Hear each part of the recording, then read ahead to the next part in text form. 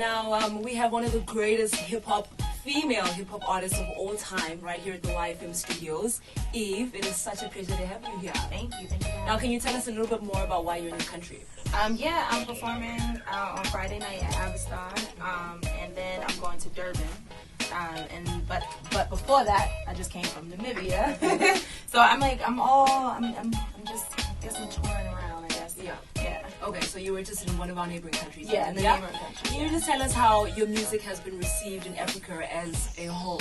Honestly, it's pretty incredible. I really, I know it's been a while since I've had music out, so for me, it's exciting to come and be able to perform records that people love and people know and people sing to. It's incredible. Yeah. Now, you started out actually singing in an all-girl group, and then later moved on to rapping. But we were first officially introduced to you in the late 90s as the first lady of Rough Riders. Yes. How do you feel you've evolved as an artist over the years? Oh man, so much. I mean, just even, traveling opens your ear up to different musical instruments and different beats, different sounds, different melodies. So I think my traveling has influenced me more than anything. But I try to stay true to myself lyrically. And you'll hear that in the new album, Lip Lock, 2013. Okay, so you've pretty much been in the industry for over a decade. Yeah. How would you say you've managed to stay relevant and current to your markets and just always one step ahead of other female rappers in the industry? Wow, thank you. You know what? I don't know. I think it's luck. I think my angels and God has my back. I've definitely been lucky to be able to do some good side artist records. Like whether it was something with Ludacris or Swiss or doing a TV show from time to time. So I don't know. I guess I've just been lucky. The hip-hop industry pretty much is, as a whole, very male-dominated. Would you say it's become a little bit more receptive and accommodating of female rappers since you entered into the industry? You know what? I think it's actually a little harder. And I only say that because there's not any females out right now. At least when I was out, there was a nice spread of girls. It was me, Trina, Missy, Foxy, Kemp, there was a few of us. Now there's Nicki and Azalea Banks that are at least at the top. I don't think it's as even as it could be.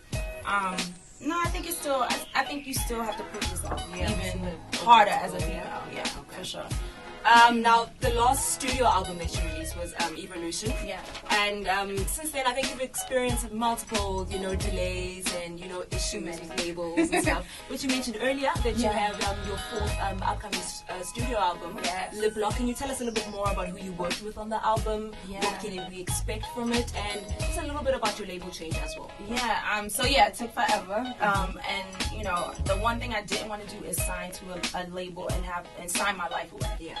So I finally do have my own label and I own everything. And with this record, it feels like that. This record is just new and aggressive and expressive. Snoop Dogg is on the record. Swiss obviously is on the record. Claude Kelly is a producer who I worked with, who I'd never worked with before, who's amazing. Pusha T is on the record. Chrisette Michelle is on the record. So and I'm waiting on 2 more surprises. So it's a good record. I'm really excited about it. We're really excited. We can't wait to hear it. Now, apart from this album, what else can we expect from you in the near future? Definitely more acting. I love acting. Hopefully, maybe another TV show sometime down the line, maybe in 2 years or something like that. But another clothing line. I like to have a lot of jobs. Weddings, baby, kids. I hope so. I want to be a mother. I want to be a wife. I love kids. So hopefully soon. Okay, so just to round things up, we have a lot of aspiring young musicians in the country. The music industry can be very harsh and testing. What inspiring message do you have for those kids who have the aspirations that you once had when you started out? I think if that fire is in you, never let it burn out. Yeah. We get tested in life anyway, but I think especially when there's something that you're going for, when it's that goal, when you the light at the end of the tunnel. Sometimes it seems like you're never gonna get there, but if you truly believe and you truly feel like it's yours, never ever ever ever stop. Yeah. Thank you so much. You're welcome. Ladies and gentlemen, Eve. Yeah. Woo. Thank you. Nice.